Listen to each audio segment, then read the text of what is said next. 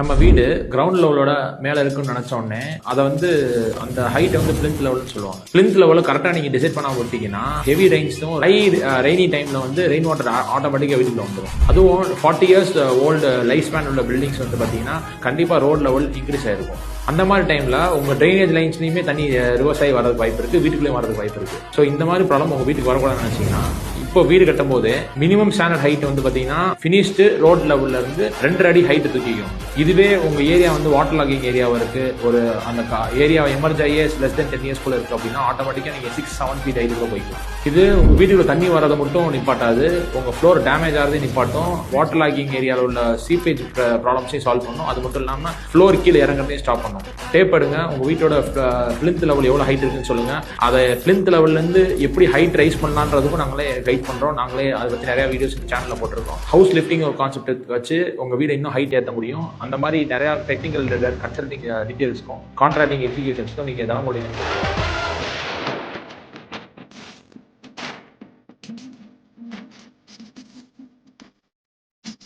நம்ம வீடு கிரவுண்ட் லெவலோட மேல இருக்குன்னு நினைச்ச உடனே அதை வந்து அந்த ஹைட் வந்து பிளிந்த் லெவல்னு சொல்லுவாங்க. பிளிந்த் லெவலில் கரெக்டாக நீங்க டிசைட் பண்ணாம விட்டீங்கன்னா ஹெவி ரெயின்ஸும் ரெய்னி டைம்ல வந்து ரெயின் வாட்டர் ஆட்டோமேட்டிக்காக வீட்டுக்குள்ள வந்துடும். அதுவும் 40 இயர்ஸ் ஓல்டு லைஃப் ஸ்பேன் உள்ள பில்டிங்ஸ் வந்து பார்த்தீங்கன்னா கண்டிப்பா ரோட் லெவல் இன்க்ரீஸ் ஆயிருக்கும். அந்த மாதிரி டைம்ல உங்க ட்ரைனேஜ் லைன்ஸ்லயுமே தண்ணி ரிவர்ஸ் ஆகி வரதுக்கு வாய்ப்பு இருக்கு, வீட்டுக்குள்ளேயும் வரதுக்கு வாய்ப்பு இருக்கு. ஸோ இந்த மாதிரி ப்ராப்ளம் உங்க வீட்டுக்கு வரக்கூடாதுன்னு நினைச்சீங்கன்னா இப்போ வீடு கட்டும் போது மினிமம் ஸ்டாண்டர்ட் ஹைட் வந்து பாத்தீங்கன்னா பினிஷ்டு ரோட் லெவல்ல இருந்து 2 அடி ஹைட் தூக்கிக்கும். இதுவே உங்க ஏரியா வந்து வாட்டர் லாகிங் ஏரியாவா இருக்கு, ஒரு அந்த ஏரியா எமர்ஜ் ஆகியஸ் லெஸ் தென் 10 இயர்ஸ் இருக்கு அப்படின்னா ஆட்டோமேட்டிக்கா நீங்க 6-7 ஃபீட் ஹைட்டுக்குள்ள போய்க்கும். இது உங்க வீட்டுக்குள்ள தண்ணி வரதை மட்டும் நிப்பாட்டாது, உங்க ஃப்ளோர் டேமேஜ் ஆகிறதே நிப்பாட்டும், வாட்டர் லாகிங் ஏரியாவில் உள்ள சீப்பேஜ் ப்ராப்ளம்ஸையும் சால்வ் பண்ணும். அது மட்டும் இல்லாம ஃப்ளோர் கீழே இறங்குறதையும் ஸ்டாப் பண்ணும். டேப் எடுங்க, உங்க வீட்டோட பிளிந்த் லெவல் எவ்வளவு ஹைட் இருக்குன்னு சொல்லுங்க.